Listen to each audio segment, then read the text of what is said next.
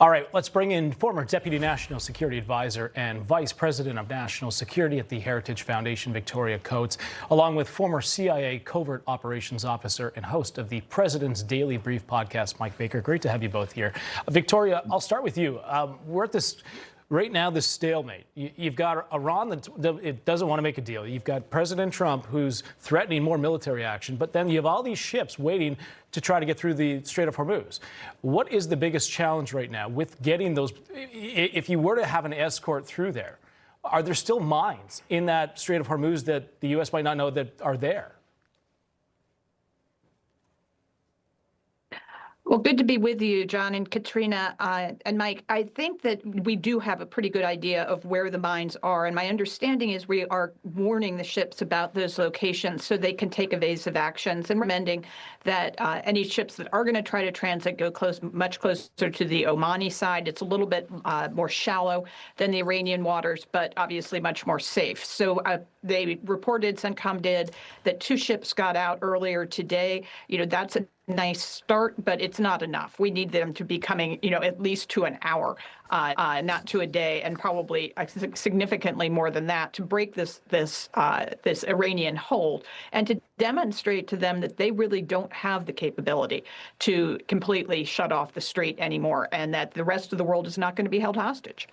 Yeah, you know what, Mike, it's just interesting because, we keep hearing from Iran that they're open to these discussions, then they're not, then they say, okay, well, we'll make an agreement if at least we can have a nuclear program, and then but it seems like they're never actually serious or honest about what they're willing to do. At what point does the United States, at what point does President Trump just say, listen, you know what, enough of this, and maybe they just say either we're fully withdrawing or we're going to increase our military pressure until they 100% wave the white flag, so to speak?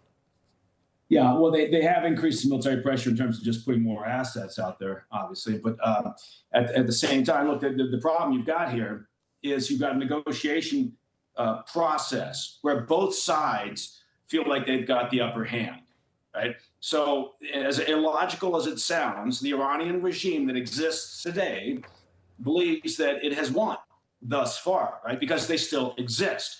And they also realize that it doesn't take much for them to do what they have done, which is create chaos in the Strait. The problem that we have here with the White House is facing is that this blockade of the Iranian ports has been successful. But the Iranian regime, again, the one that exists today, has proven itself to be fairly resilient and fairly unconcerned about the pain that's suffered on the Iranian people. And also, you have to ask yourself, okay, this escort process that we're now Operation Freedom, how long will that go on for? Because it only works in terms of allowing ships to get through. And prior to the conflict, there were about 130, 140 ships going through a day. But it only works as long as the U.S. is there doing this escort process. And this is a very complex and very costly effort. Very good point, Mike. I want to get to something that James Rosen, he did mention in his report, and this was from the UAE Defense Ministry. They say that 4 loitering munitions, they were detected coming from Iran, and that there were 3 missiles that were successfully intercepted, and the 4th fell into the sea. And we're also getting reports that a fire at a petroleum industrial site at the UAE from a suspected Iranian drone attack. So we're seeing this now escalate to some of these other Gulf states. This is and Victoria, I want to know if this has something to do more with China. The longer that this drags out, is the U.S. now putting pressure on China by hurting them economically by having this stalemate? Well, I do think the choice of UAE as a site for retaliation from the Iranians is significant. You would think that they'd be shelling Israel at this point, but I don't think they have the capability to do that as readily as they did 2 months ago. And so they're going after something more proximate, the UAE. But this is a huge strategic mistake because historically Tehran has had economic ties, particularly with Dubai. It was kind of their illicit financial network that kept them engaged with the rest of the region. Now the UAE is furious about this. There are reports that Israel has deployed Iron Dome to UAE and is participating in UAE's defenses. That's horrible news for the Iranians. So I think that they are making a real error here in what they're doing, and it's going to unite the region against them. Yeah, Mike, I want to ask you about this Project Freedom and some things that have already been happening with it. U.S. Central Command announcing this morning that 2 U.S. flagships have now exited the Strait of Hormuz in support of under Navy escort, in support of Project Freedom. Meanwhile, the U.S. Navy releasing this statement earlier today on the conditions for orderly transit of the Strait of Hormuz, directing ships to a route through Oman's territorial waters.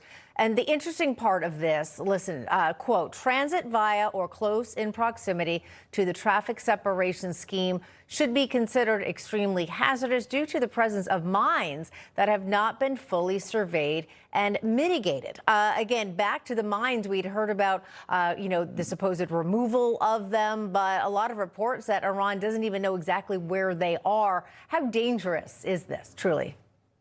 Well, it's very dangerous on 2 levels, right? It's operationally dangerous because it's explosive ordnance, and you could, have a damage to vessels or loss of life. It's also extremely dangerous in the sense of the perception, right? As long as there's concern or perception of danger, the shipping industry, the insurance industry, they're not going to look at the strait as open and free for navigation. And that's the problem that we're dealing with in terms of perception from the industry, right? It's not just us saying, okay, look, we're here, we're, guiding ships, so come on through. You've got to make those people comfortable. And that's a really heavy lift, which is why this escort process, well, we can certainly do it. The U.S. can certainly carry this out. If the question is for how long, and then also what are alternatives? The best thing we could be doing, and the region could be doing, is creating alternatives to the strait so this doesn't happen again, because it doesn't look right now like the existing Iranian regime is going anywhere. Very good point. And that's been brought up, too, whether or not there is another way that they get oil out of there without having to go through that very dangerous Strait of Hormuz. We'll wait to see what happens next. Victoria, Mike, great to have you here. Appreciate it. Thank you.